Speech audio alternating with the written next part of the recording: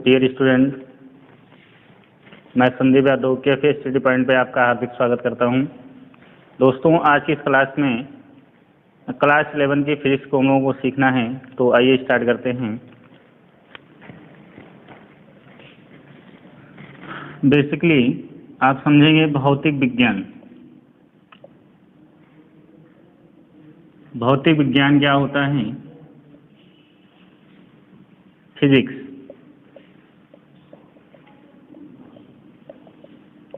Physics शब्द की उत्पत्ति ग्रीक भाषा के फ्यूसिस शब्द से हुआ है। फिजिक्स शब्द की उत्पत्ति ग्रीक भाषा के फ्यूसिस शब्द से हुआ है, जिसका अर्थ है प्रकृति।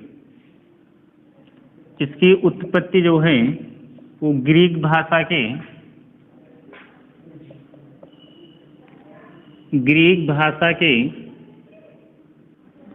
PHUSIS फ्यूसिस, और फ्यूसिस का मतलब होगा प्राकृत। और इसलिए स्टार्टिंग में भौतिक विज्ञान को आप प्राकृतिक विज्ञान भी कहते हो, तो भौतिक विज्ञान को स्टार्टिंग में प्राकृतिक विज्ञान भी कहा जाता है। प्राकृत को जनरली द्रव्य और ऊर्जा के रूप में रिप्रेजेंट किया जाता है। इसलिए भौतिक विज्ञान में हम किसका अध्ययन करते हैं? द्रव्य का अध्ययन करते हैं, ऊर्जा का अध्ययन करते हैं, और इनके मध्य होने वाली अननोन क्रियाओं का अध्ययन किया जाता है। द्रव्य का अध्ययन करते हैं, ऊर्जा का अध्ययन करते हैं, और इनके मध्य होने वाली अन्योन क्रियाओं का अध्ययन किया जाता है। अन्योन क्रियाओं का अध्ययन किया जाता है। तो फिजिक्स क्या हुआ? भौतिक विज्ञान की उत्पत्ति। आपको बताया गया कि भौतिक विज्ञान की उत्पत्ति ग्रीक भाषा के फ्यूसिस से हुआ है। इसका अर्थ होता है प्रकृति, और इसीलिए हमने बताया कि भौतिक विज्ञान को स्टार्टिंग में क्या कहा जाता था? प्राकृतिक विज्ञान।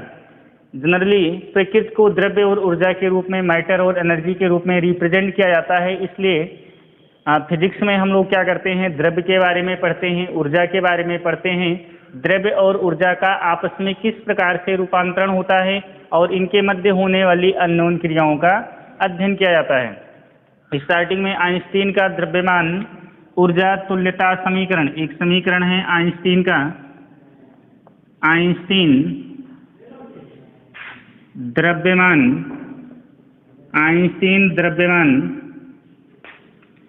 ऊर्जा तुल्यता संबंध।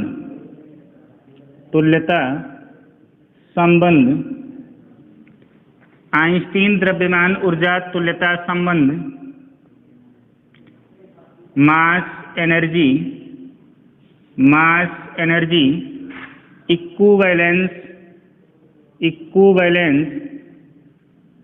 Equivalence relation. तो आइंस्टीन का द्रव्यमान ऊर्जा तुल्यता संबंध क्या है? स्टार्टिंग में आइंस्टीन के इस समीकरण से पहले ये माना जाता था कि जो द्रव्यमान है और ऊर्जा है, दो अलग अलग भौतिक राशियां हैं। परंतु आइंस्टीन का समीकरण E=mc² आने के बाद में ये प्रूफ हो गया कि द्रव्यमान और ऊर्जा दो अलग अलग राशियां ना हो करके एक ही भौतिक राशि के दो विभिन्न स्वरूप होते हैं, एक ही सिक्के के दो पहलू होते हैं। इस समीकरण के अकॉर्डिंग आप मास को एनर्जी में और एनर्जी को मास में कन्वर्ट कर सकते हैं। द्रव्यमान को ऊर्जा में और ऊर्जा को द्रव्यमान में परिवर्तित किया जा सकता है। इस इक्वेशन में C क्या है? C velocity of light. C क्या है? वेलोसिटी ऑफ लाइट, प्रकाश की चाल। प्रकाश की चाल कितनी होती है? C = 3 × 10⁸ मीटर पर सेकेंड, अर्थात प्रकाश की जो चाल होती है 3 लाख किलोमीटर पर सेकेंड। आगे हम लोग बात करते हैं भौतिक राशियों की। तो बेसिकली भौतिक राशि क्या होती हैं? भौतिक राशियां क्या होती हैं? हम लोगों ने फिजिक्स की बात कर लिया है। अब इसके आगे हम लोग नेक्स्ट भौतिक राशियों की बात करेंगे। भौतिक राशियां क्या होती हैं? भौतिक राशियों को आप फिजिकल क्वांटिटी कहोगे। भौतिक राशियों को आप फिजिकल क्वांटिटीज। तो भौतिक राशियां क्या होंगी? ब्रह्मांड की ऐसी कोई भी वस्तु जिनका हम मापन कर सकते हैं, जिनका मेजरमेंट संभव है, जिनको माप सकते हैं, उनको आप क्या कहोगे? Physical quantities. और फिजिक्स में हम लोग भौतिक राशियों के बारे में ही अध्ययन करते हैं। जैसे आप लंबाई को माप सकते हैं 5 मीटर, 10 मीटर, सेंटीमीटर में, डेसीमीटर में तो लंबाई का मेजरमेंट हो सकता है, टेम्परेचर को आप माप सकते हैं डिग्री सेल्सियस, केल्विन, फ़ारेनहाइट, इस प्रकार से आप टेम्परेचर को नाप सकते हैं। वजन को, मास को भी आप नाप सकते हैं।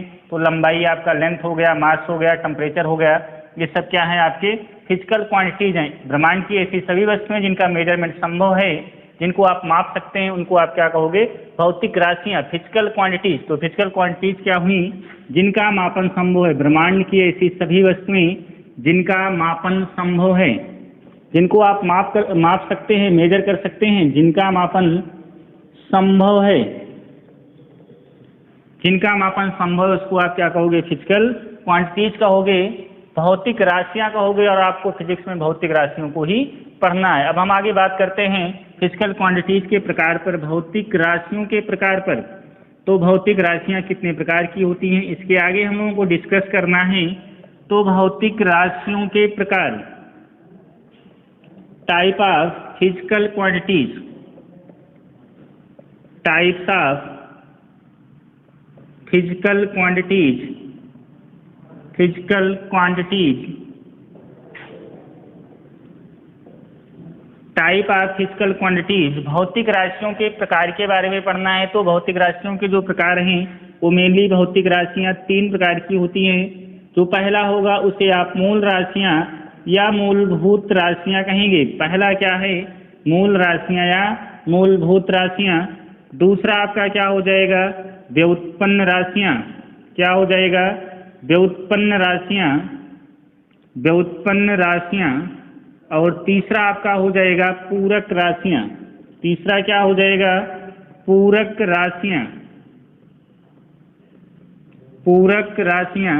तो इस प्रकार से भौतिक राशियां 3 प्रकार की हुई। पहला मूल राशियां, दूसरा व्युत्पन्न राशियां और तीसरा पूरक राशियां। मूल राशियों को आप क्या कहोगे, फंडामेंटल क्वांटिटीज। क्या कहोगे इन्हें आप, fundamental, fundamental, fundamental quantities, fundamental quantities. ठीक, तो पहला आपका हो गया फंडामेंटल क्वांटिटीज, मूल राशियां। दूसरा आपका व्युत्पन्न राशियां। व्युत्पन्न राशियों को आप क्या कहोगे, डिराइव्ड क्वांटिटीज। दूसरा क्या हुआ आपका, डिराइव्ड क्वांटिटीज, डिराइव्ड क्वांटिटीज। और तीसरा आपका सप्लीमेंट्री क्वांटिटीज, पूरक राशियां,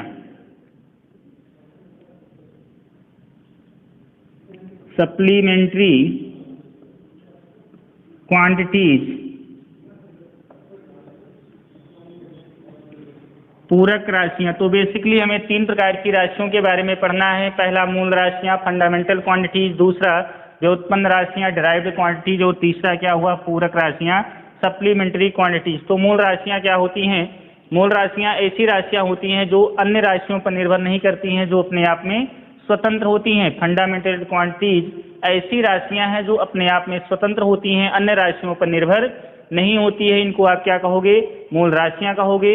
और व्युत्पन्न राशियां क्या होती हैं, जो मूल राशियों पर डिपेंड होती हैं, इनको ड्राइव किया जाता है, मूल राशियों से ही प्राप्त किया जाता है व्युत्पन्न राशियों को। और पूरक राशियां 2 अन्य प्रकार की राशियां हैं जिन्हें आप क्या कहोगे, पूरक राशियां। तो पूरक राशियों में आपका क्या आता है, कोण और घन कोण। पहला क्या है, कोण, और दूसरा क्या है, घन कोण। एंगल और सॉलिड एंगल, कोण और घन कोण, एंगल और सॉलिड एंगल, इन्हें आप क्या कहोगे, पूरक राशियां कहोगे। और मूल राशियों की संख्या 7 है। इसके आगे हम लोग 7 प्रकार की मूल राशियों का डिस्कस करेंगे, फिर व्युत्पन्न राशियों के बारे में। और पूरक राशि आपको बताया गया कि क्या होती हैं, कोण और घन कोण आपकी क्या होती हैं, पूरक राशियां होती हैं। तो मूल राशि आपको बताया गया, फंडामेंटल क्वांटिटीज बताया गया। तो मूल राशियां क्या होती हैं, जो इंडिपेंडेंट होती हैं, अन्य राशियों पर निर्भर नहीं करती हैं, स्वतंत्र होती हैं। मूल राशियां क्या होती हैं, जो मूल रूप से स्वतंत्र होती हैं। जो मूल रूप से, ऐसी राशियां जो मूल रूप से स्वतंत्र होती हैं, मूल रूप से स्वतंत्र होती हैं,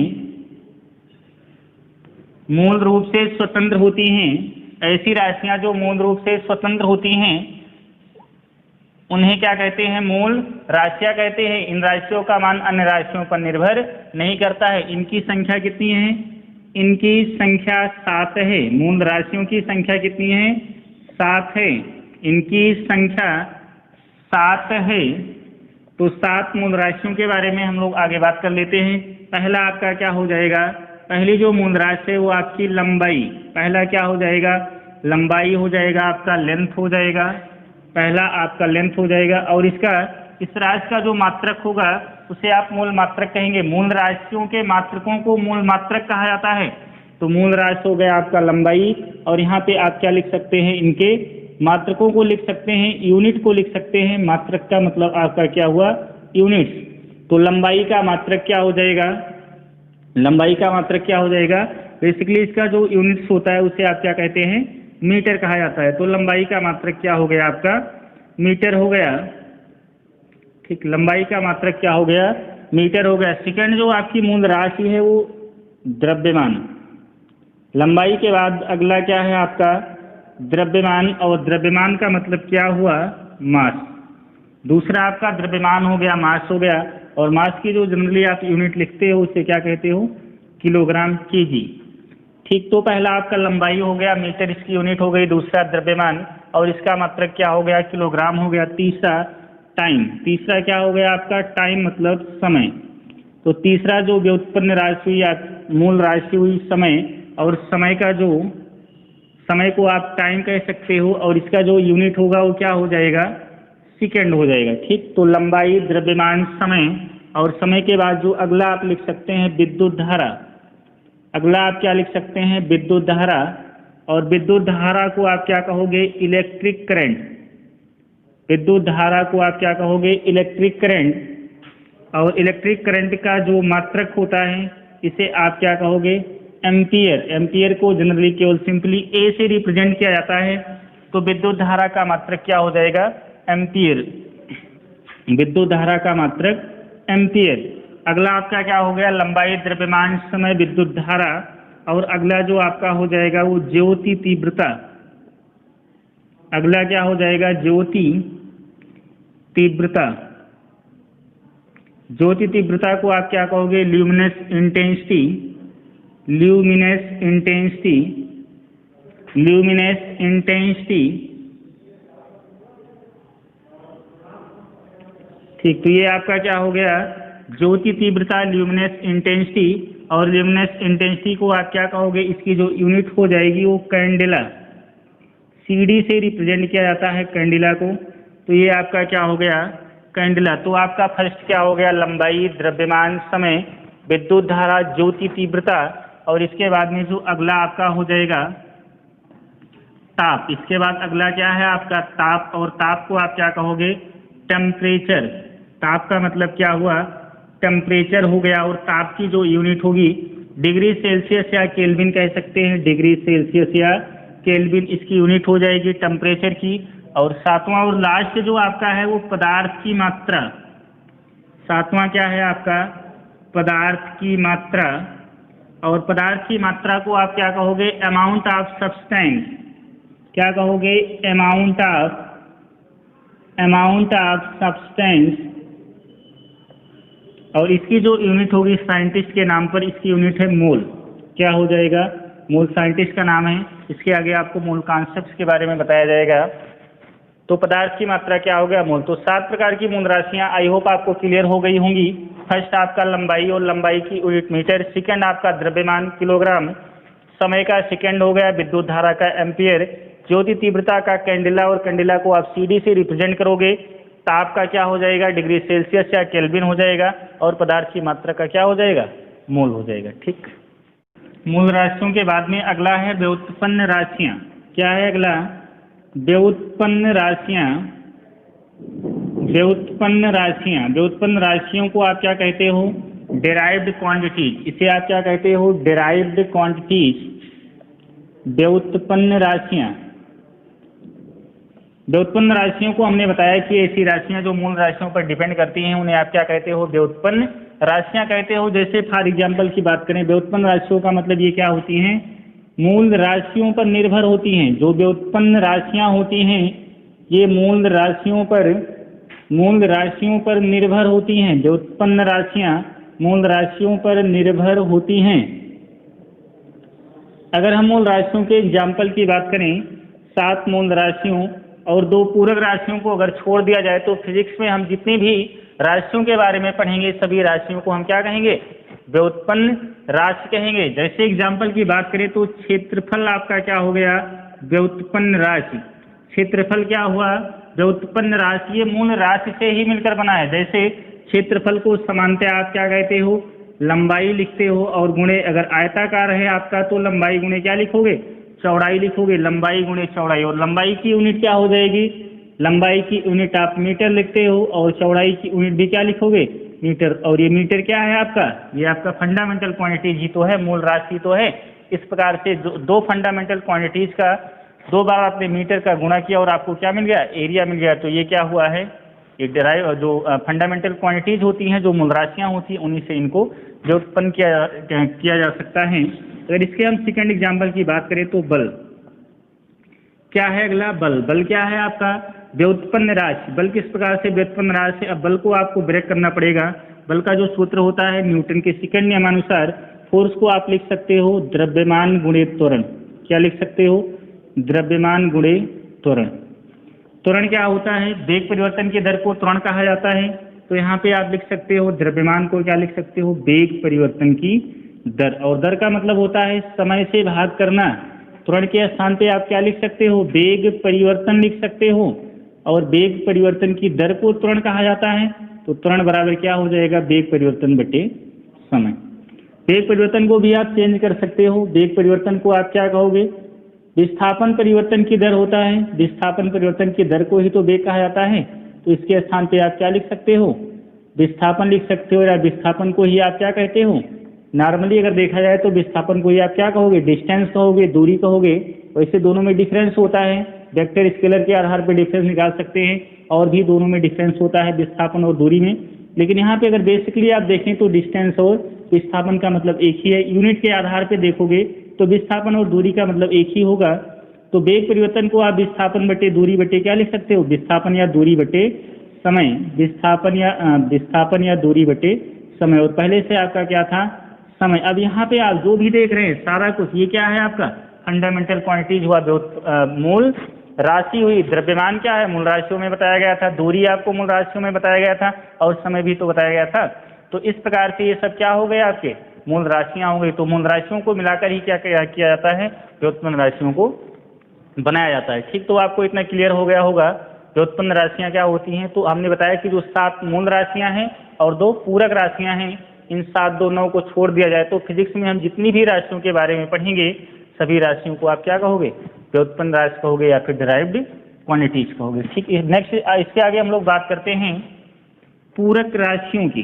इसके बाद हम लोगों ने बात किया था जो तीसरी राशि होती है हमारी, वो क्या होती है? सप्लीमेंट्री क्वांटिटीज होती हैं। पूरक राशियां। पूरक राशियां। पूरक राशियां क्या हो जाएंगी? आपको 2 का नाम बताया गया था पूरक राशियों में। पूरक राशियों में 2 का नाम बताया गया था, कोण और घन कोण। पूरक राशियों में 2 कौन है? कोण और घन कोण। ठीक, तो आपका एंगल क्या हो जाएगा? कोण क्या हो जाएगा? कोण का मतलब होता है कि 2 रेखाओं के बीच का झुकाव, या फिर रेखाओं के स्थान पे 2 समतल भी ले सकते हैं। अगर किसी रूम में या फिर किसी कमरे में जो आयताकार रूम है, उसकी जो 2 दीवारें हैं उसके बीच में भी कोण का निर्माण होता है। तो 2 समतलों के बीच में भी कोण का निर्माण हो सकता है, और 2 रेखाओं के बीच का भी कोण हो सकता है। या फिर आप कह सकते हैं कि जैसे इस बोर्ड के प्लेन को अगर आप एक समतल मानो, और इस पेन को, इस मार्कर को अगर हम एक रेखा मानते हैं, तो इनके बीच भी आप देख रहे हैं कि एंगल का निर्माण हो रहा है। आप इस प्लेन और इस रेखा के बीच में, इस मार्कर के बीच में यहाँ पे एंगल का निर्माण हो रहा है। तो जनरली जो एंगल को आप डिफाइन करना चाहो, अगर कोण की परिभाषा देना चाहो, तो आप क्या कहोगे? 2 रेखाओं अथवा 2 रेखाओं अथवा 2 समतलों, 2 रेखाओं अथवा 2 समतलों, अथवा एक रेखा तथा एक समतल, अथवा एक रेखा तथा एक समतल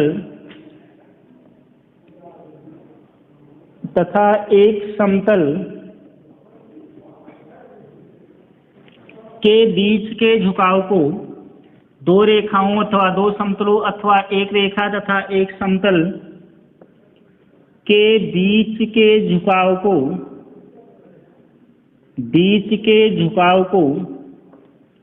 कोण कहते हैं। झुकाव को कोण कहते हैं। इसका मात्रक क्या हो जाएगा? कोण का जो मात्रक होता है रेडियन, इसका मात्रक क्या हो जाएगा? रेडियन। इसका मात्रक रेडियन होता है।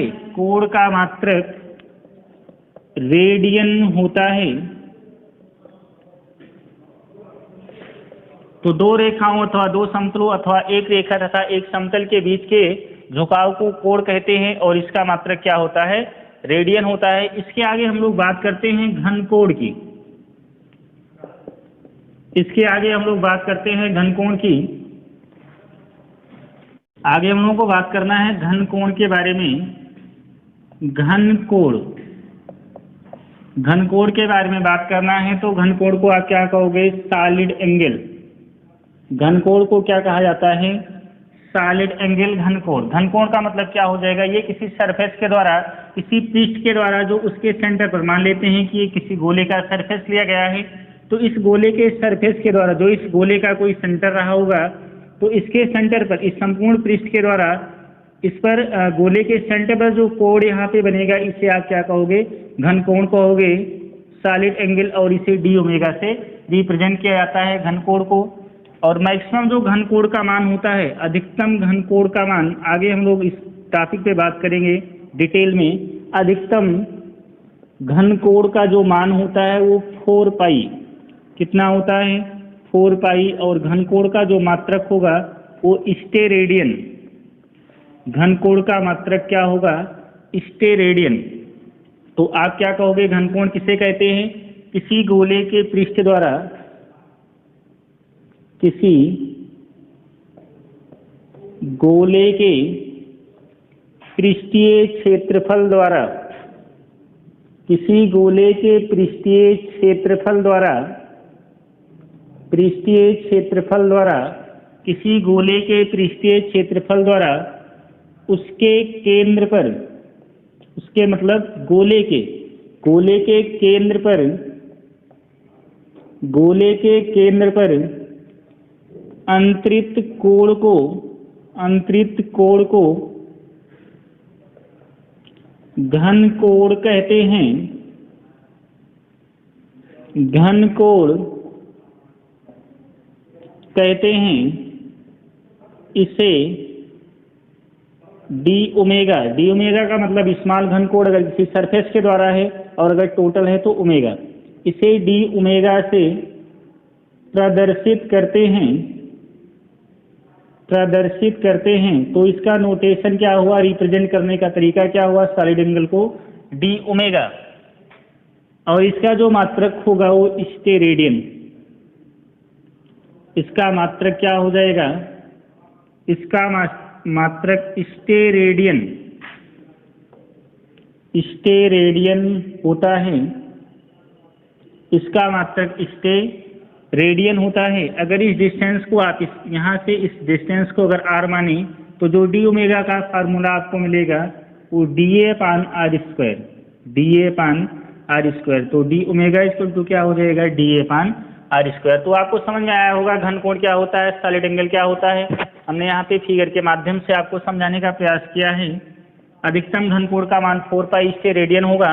और इसकी डिफिनीशन आपको बताई गई कि किसी गोले के पृष्ठीय क्षेत्रफल द्वारा उसके केंद्र पर अंतरित कोण को घनकोण कहते हैं। इसे डी ओमेगा से प्रदर्शित करते हैं और इसका मात्रक क्या होता है? स्टेरेडियन होता है। घनकोण का आपको एक फार्मूला बताया गया, D omega equal to DA/r²। तो इतना आप साथ में नोट करते भी चलेंगे ताकि आपको बाद में रिवाइज करने में असुविधा ना हो, इसलिए साथ में आप नोट करते हुए भी रहेंगे, नोट करते हुए चलेंगे। इसके आगे हम लोग बात करते हैं मात्रकों की विभिन्न प्रणालियाँ। मात्रकों को मेजरमेंट की जो विभिन्न प्रकार की सिस्टम हैं, यूनिट हैं, उनके बारे में हम लोग बात करते हैं। मात्रकों के मापन की विभिन्न प्रकार की प्रणालियाँ, मात्रकों के मापन की विभिन्न प्रकार की प्रणालियाँ। तो इसमें जो पहला है आपका वो MKS प्रणाली।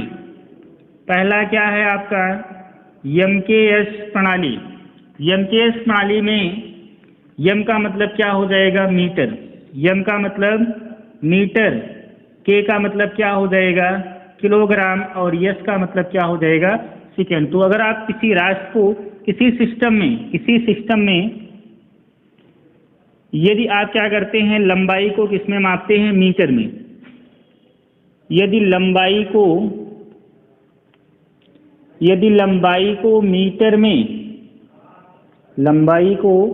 मीटर में, द्रव्यमान को किलोग्राम में, द्रव्यमान को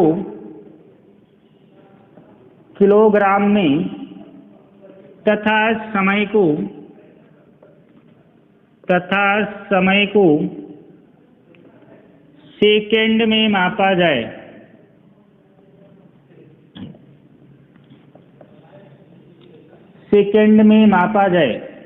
यदि लंबाई को मीटर में, द्रव्यमान को किलोग्राम में तथा समय को सेकंड में मापा जाए, तो इसका मतलब आपने मेजरमेंट किस सिस्टम में किया है MKS प्रणाली में, तथा समय को सेकंड में मापा जाए, तब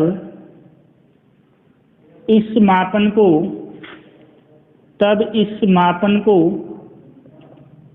MKS metre kilogram second MKS प्रणाली कहते हैं, MKS प्रणाली कहते हैं।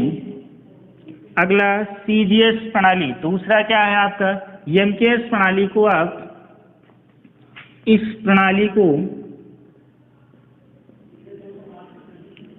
प्रणाली को जार्जी प्रणाली भी कहा जाता है। इस प्रणाली को आप ये चीज ध्यान रखोगे, जो MKS प्रणाली होती है इसका जो अन्य नाम है, इस प्रणाली को जार्जी प्रणाली भी कहा जाता है।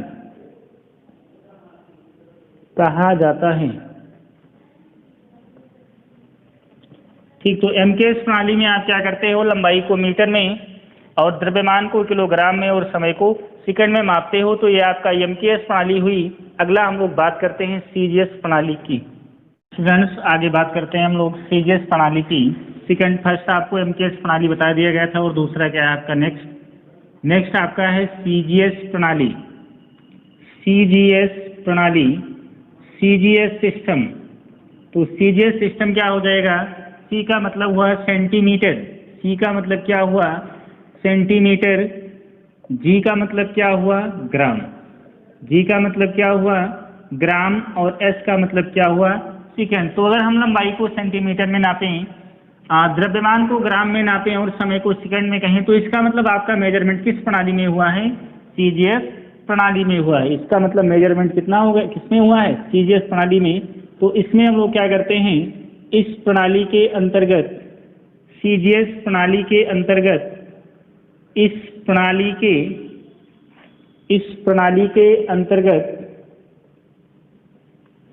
प्रणाली के अंतर्गत लंबाई को सेंटीमीटर में, लंबाई को सेंटीमीटर में, द्रव्यमान को ग्राम में, द्रव्यमान को ग्राम में तथा समय को सेकंड में मापते हैं, समय को सेकंड में मापते हैं, समय को सेकंड में मापते हैं। इस प्रणाली को आप गॉसियन प्रणाली भी कहते हैं। CGS प्रणाली को इसे गॉसीय, MKS को जार्जी और CGS को गॉसीय प्रणाली, इसे गॉसीय प्रणाली भी कहते हैं, गॉसीय प्रणाली भी कहते हैं। तो CGS में आप क्या करेंगे, लंबाई को सेंटीमीटर में, द्रव्यमान को ग्राम में और समय को सेकंड में मापेंगे और इस प्रणाली को आप क्या कहोगे, गॉसीय प्रणाली भी कहोगे। तीसरा आपको पढ़ना है FPS प्रणाली। तीसरा क्या पढ़ना है, FPS, FP का मतलब, FPS सिस्टम का मतलब क्या हुआ, इस सिस्टम में लंबाई को आप किस में मापोगे, F का मतलब हो गया आपका फुट, P का मतलब क्या हो गया पाउंड, और S का मतलब क्या हो गया सेकेंड। तो लंबाई को अगर आप फुट में और द्रव्यमान को अगर पाउंड में और समय को अगर आप सेकंड में नापते हैं तो इसे आप क्या कहोगे, FPS प्रणाली कहोगे। FPS प्रणाली का जो अन्य नाम है, इसे ब्रिटिश प्रणाली भी कहा जाता है। FPS प्रणाली को ब्रिटिश प्रणाली भी कहा जाता है। प्रणाली ब्रिटिश, इसे ब्रिटिश प्रणाली भी कहते हैं, ब्रिटिश प्रणाली भी कहते हैं। ठीक, तो MKS में लंबाई को मीटर में, द्रव्यमान को किलोग्राम में और समय को सेकंड में मापोगे। CGS में क्या होगा, लंबाई को सेंटीमीटर में, द्रव्यमान को ग्राम में और समय को सेकंड में मापोगे। सेम वे में FPS में क्या होगा, F को यानी लंबाई को आप फुट में, द्रव्यमान को पाउंड में और समय को सेकंड में मेजर करोगे। इसके अलावा जो नई यूनिट है आपकी SI यूनिट, अगला जो नेक्स्ट है आपका वो SI unit. SI unit, SI unit का मतलब होगा इंटरनेशनल, SI यूनिट का मतलब international, national system of unit, system of unit. ठीक, तो ये आपका क्या हो गया, अंतरराष्ट्रीय प्रणाली। क्या हो गया, अंतरराष्ट्रीय प्रणाली, अंतरराष्ट्रीय प्रणाली। तो अंतरराष्ट्रीय प्रणाली SI सिस्टम्स को बनाने की आवश्यकता क्यों हुई, क्यों बनाया गया SI सिस्टम्स को, इसके बारे में थोड़ा सा जान लेते हैं।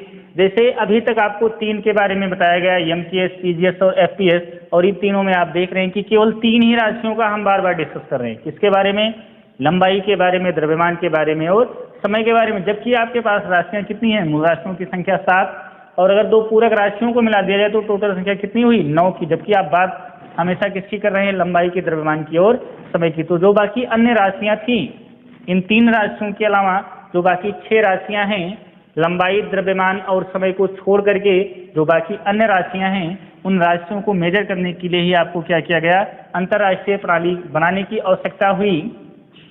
इसलिए अंतरराष्ट्रीय प्रणाली को बनाया गया। जो अंतरराष्ट्रीय प्रणाली होता है, इंटरनेशनल सिस्टम होता है, वो MKS का ही सुधरा हुआ रूप है। यानी MKS में आप लंबाई को किस में मापते हैं, मीटर में मापते हैं, द्रव्यमान को किलोग्राम में मापते हैं और समय को सेकंड में मापते हैं। तो SI सिस्टम्स में भी सेम आप क्या करेंगे, लंबाई को मीटर में, द्रव्यमान को किलोग्राम में और समय को सेकंड में मापेंगे। तो इसमें SI सिस्टम्स में आपसे पूछा जाता है कि टोटल कितनी राशियों को मेजर किया जाता है, तो 7 मूल राशियां और 2 क्या हो जाएंगी, पूरक राशियां। तो टोटल इसमें कितनी राशियों को मेजर किया जाता है, 9। कितनी राशियों को मेजर किया जाता है, 9 राशियों को अंतरराष्ट्रीय प्रणाली में मेजर किया जाता है, 3 ये और 6 अतिरिक्त। अब 3 ये MKS का सुधरा हुआ रूप है। पहली चीज ये आप ध्यान रखोगे, ये MKS का ही परिवर्तित रूप है, MKS का ही परिवर्तित रूप है। तो MKS का ही परिवर्तित रूप है, तो इसका मतलब क्या हुआ, इस प्रणाली में आप लंबाई को किस में मापेंगे, लंबाई को मीटर में नापा जाएगा, द्रव्यमान को जैसा कि आप MKS में मापते हैं ऐसा सेम वे में इसमें भी, तो द्रव्यमान को आप किस में मापोगे, किलोग्राम में मापोगे, और समय को आप किस में मापोगे, सेकंड में। समय को आप किस में मापोगे, सेकंड में। बाकी जो अन्य राशियां आपकी बच रही हैं, आपकी कौन सी राशियां बच रही हैं, ताप। तो ताप को आप किस में मापोगे, डिग्री सेल्सियस या केल्विन में मापोगे। ठीक, अगर ताप को, टेम्परेचर को आपको डिग्री सेल्सियस या केल्विन में मापा जाए तो इसका मतलब ये SI सिस्टम्स में मापा गया है।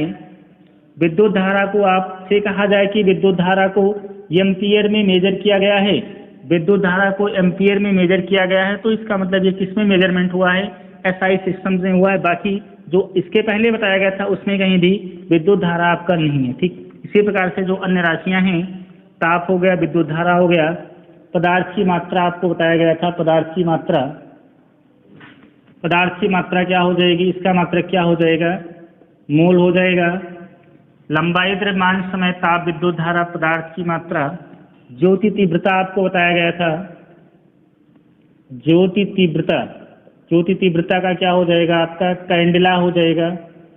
ज्योति तीव्रता का कैंडला हो जाएगा, लंबाई, द्रव्यमान, समय, ताप, विद्युत धारा, पदार्थ की मात्रा, ज्योति तीव्रता। ठीक, इसके अलावा आपका जो दो अन्य पूरक राशियां हैं उनके मात्रों के बारे में भी हम लोगों ने पहले डिस्कस कर लिया है। कोण का क्या हो जाएगा, कोण का रेडियन हो जाएगा, और जो घन कोण होता है उसका क्या हो जाएगा, स्टेरेडियन। क्या हो जाएगा, स्टेरेडियन। तो रेडियन और स्टेरेडियन। अब यहाँ से आपसे जो क्वेश्चन पूछा जाने वाला है कि अगर द्रव्यमान को किलोग्राम में मापते हैं तो ये किस प्रणाली में मापा गया है। अगर द्रव्यमान को किलोग्राम में मापा गया है तो ये किस सिस्टम के अंतर्गत मापा गया है। तो आपका जवाब होगा MKS और SI दोनों, क्योंकि MKS में भी हम द्रव्यमान को मापते हैं और SI में भी द्रव्यमान को किलोग्राम में ही मापा जाता है। तो अगर द्रव्यमान को किलोग्राम में मापा गया, इसका मतलब ये MKS सिस्टम में भी है और SI सिस्टम में भी है। अगर लंबाई को सेंटीमीटर में नापा जाता है तो ये केवल किसमें है, CGS प्रणाली में। अगर टाइम को सेकंड में मापा जाता है तो इसका मतलब ये सभी प्रणालियों में टाइम का सेम मात्रक है और वो भी क्या है, सेकंड है। अगर आपसे कहा जाए कि विद्युत धारा को एम्पियर में मापा गया है और इस मेजरमेंट को किस प्रणाली में किया गया है, तो आपका जवाब क्या होगा, SI प्रणाली। क्यों, क्योंकि बाकी जो तीन है उसमें क्या है, लंबाई, द्रव्यमान और समय है, उसमें आपका विद्युत धारा नहीं है। तो विद्युत धारा का या ताप का जो मेजरमेंट है, पदार्थ की मात्रा का मेजरमेंट है, जो तीव्रता का, कोण, घन कोण, इन सब का जो मेजरमेंट है उसको आप किसके अंतर्गत करेंगे, SI प्रणाली के अंतर्गत करेंगे, अंतर्राष्ट्रीय पद्धति के अंतर्गत करेंगे। आई होप आपको इतना समझ में आया होगा। इस वीडियो में इतना ही। इसके आगे हम लोग कल की क्लास में नेक्स्ट सेशन में बात करते हैं। तो वीडियो को अधिक से अधिक लाइक, शेयर और सब्सक्राइब करें ताकि आपको अगले वीडियोज़ की नोटिफिकेशन आपको मिलते रहें और अधिक से अधिक विद्यार्थियों का इसका बेनिफिट हो सके। Thank you.